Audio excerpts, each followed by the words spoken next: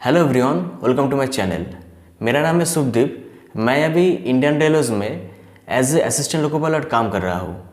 इस वीडियो में डिस्कस करेंगे कि इंडियन रेलवेज में एक असिस्टेंट लोको पायलट यानी एएलपी का जॉब प्रोफाइल मीन्स क्वालिफिकेशन से शुरू करके promotion, like recruitment procedure, selection procedure, exam pattern, syllabus, joining, training and duties and salary and and में आपका प्रमोशन, सब इन डिटेल्स इस वीडियो में डिस्कस करूंगा।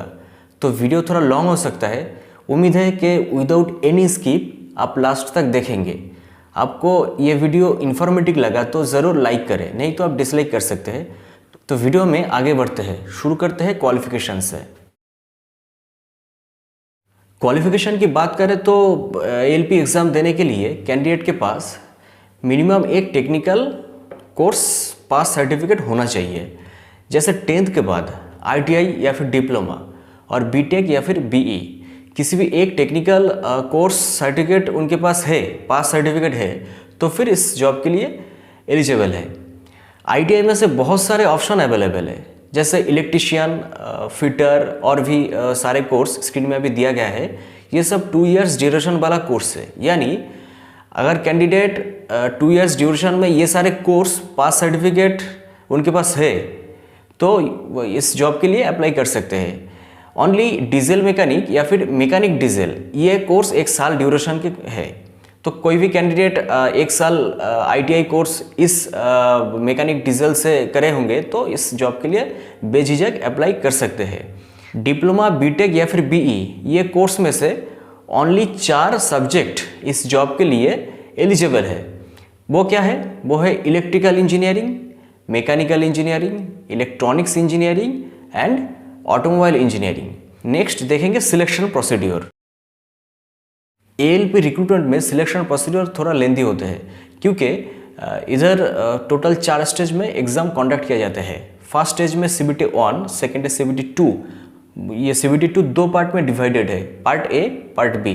थर्ड है साइको एंड फोर्थ है medical and finally merit list बनेगा। Psycho जो CBT ऑन एग्ज़ाम है वो all over India basis centralise format में है। मतलब आप किसी भी बोर्ड से एग्ज़ाम फॉर्म फिलअप कर सकते हैं, पर आपको एग्ज़ाम सेंट्रलाइज फॉर्मेट में all over India basis competition करके CBT ऑन में से क्वालिफाई होना पड़ेगा।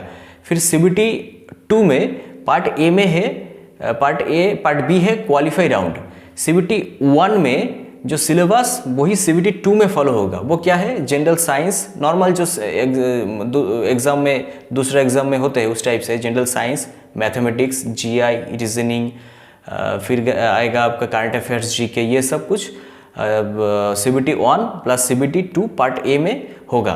और पार्ट बी है ओनली क्वालिफाई राउंड। इसमें ये है टेक्निकल सब्जेक्ट के ऊपर 35% मार्क्स है मिनिमम क्वालिफिकेशन, मतलब क्वालिफाई मार्क्स। सब जो कैटेगरी है उनके लिए कोई रिजर्वेशन नहीं है, सब कैटेगरी के लिए 35% मार्क्स मिनिमम लाना है। अगर आपको मिनिमम 35% मार्क्स मिल गया तो फिर आपका खाता CBT 2 पार्ट ए का खाता चेक किया जाएगा, नहीं तो उधर ही आप डिस्क्वालीफाई हो जाएंगे ये टोटल रिक्रूटमेंट प्रोसेस से।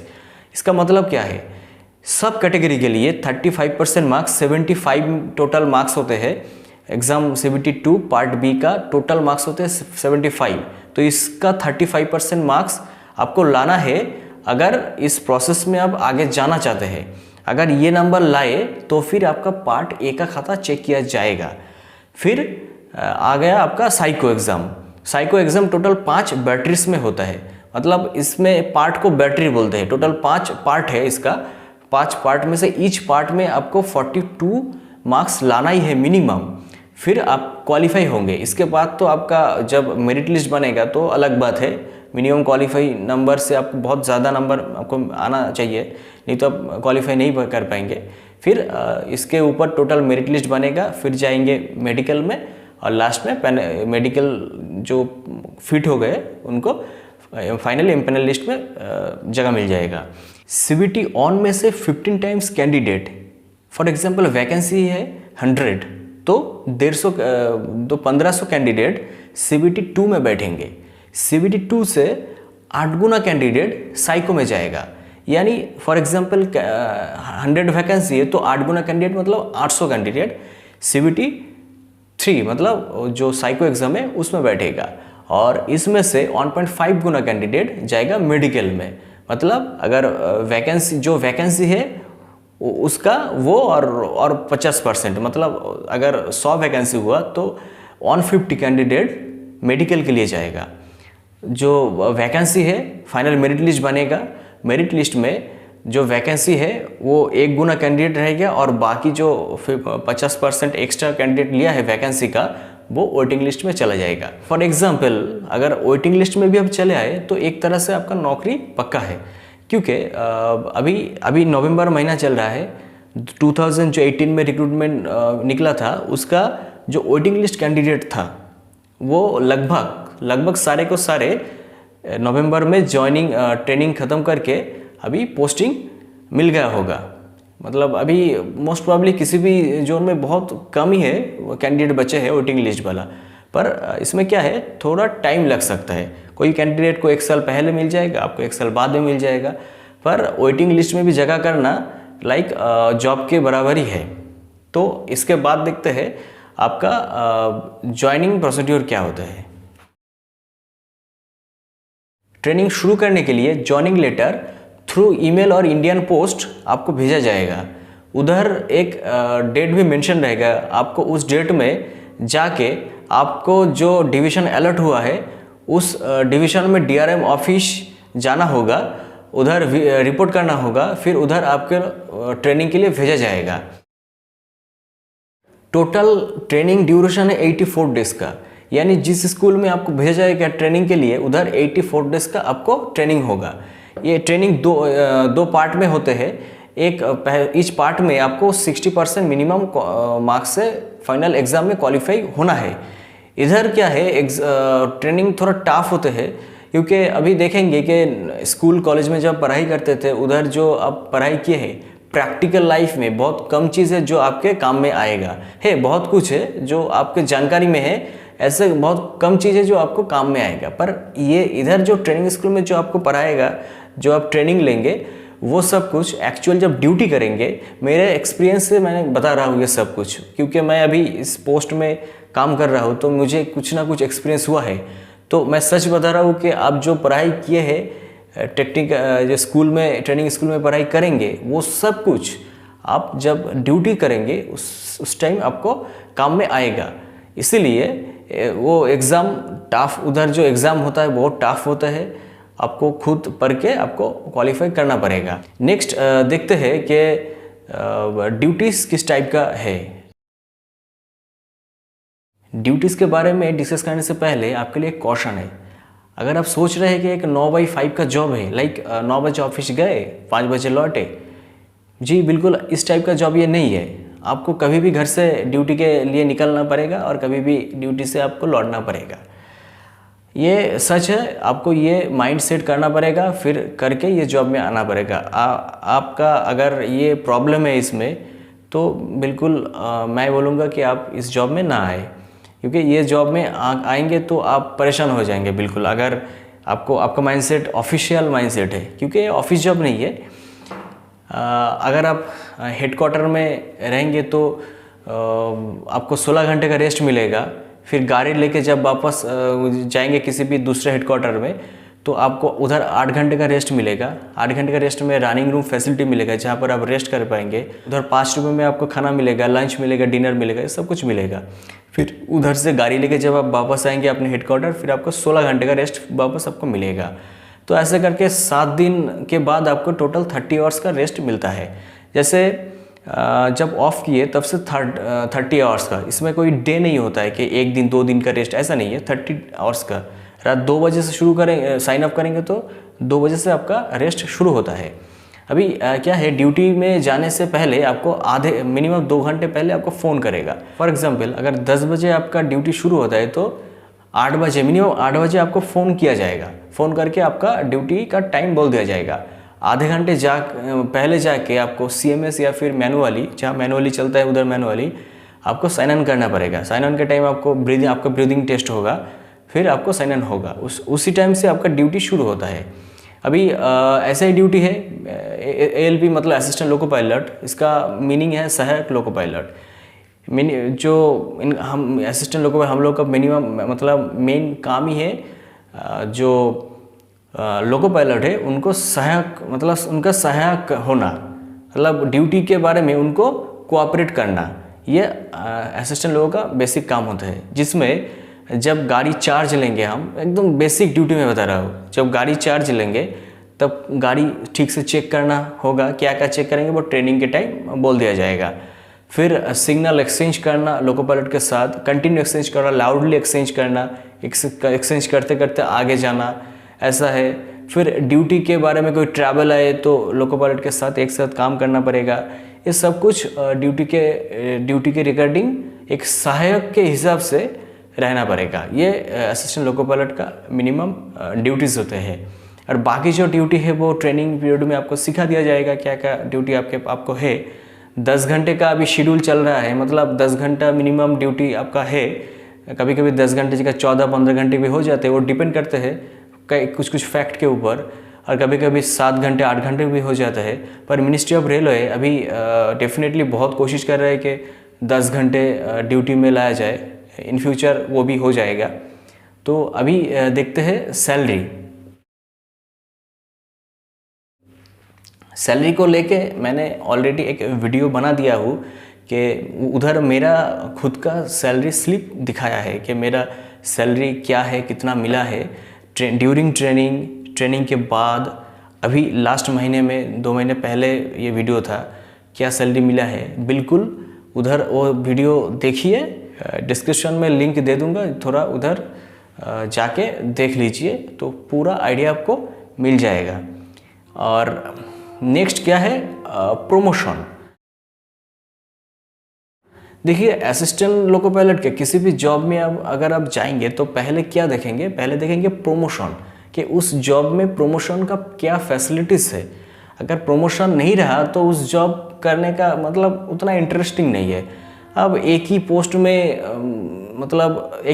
आपका बेसिक बढ़ेगा, आपका कुछ सैलरी बढ़ेगा, पर आपका कोई प्रमोशन नहीं होगा, तो ये कुछ इंटरेस्टिंग नहीं होता है। पर इसमें क्या असिस्टेंट लोको पायलट में प्रमोशन बहुत इंटरेस्टिंग है। असिस्टेंट लोको पायलट में जब आप ज्वाइन करते हैं तब आपका जो बेसिक होता है, बेसिक 19,900 बेसिक होता है और ग्रेड पे होता है 1900।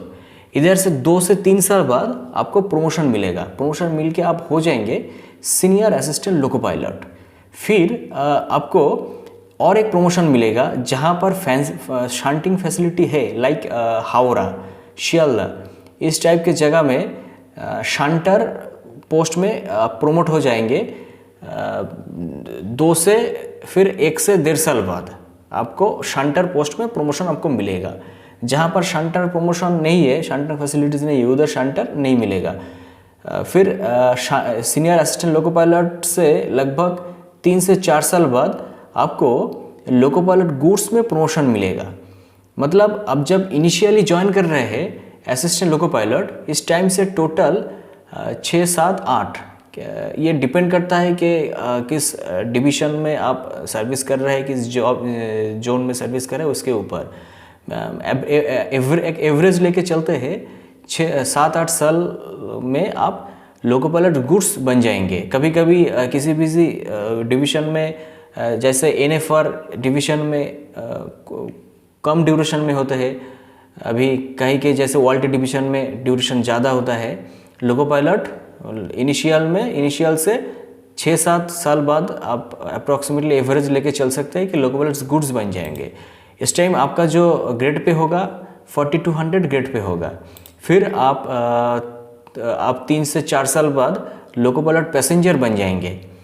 आप इस टाइम भी आपका जो ग्रेड पे होगा 4200 ग्रेड पे होगा। फिर आप लगभग असिस्टेंट लोको पायलट से अप्रॉक्सीमेटली 15-17 साल, कभी कभी 20 साल के बाद आप मेल एक्सप्रेस, सुपरफास्ट एक्सप्रेस, इस टाइप के एक्सप्रेस का आप लोको पायलट बन सकते हैं। कभी कभी किसी रीजन में जैसे वाल्टर में ये 25 इयर्स भी हो जाते हैं अप्रॉक्सीमेटली। मुझे जितना आइडिया है, मैं गलत भी हो सकता हूँ, जितना भी आइडिया है मैं गलत भी हो सकता हूँ, पहले ही मैं बोल देता हूँ गलत भी हो सकता हूँ, पर ये एवरेज लेके चल रहा है कि असिस्टेंट लोको पायलट से 15 के 17-20 साल बाद आप लोको पायलट पैसेंजर या एक्सप्रेस बन जाएंगे।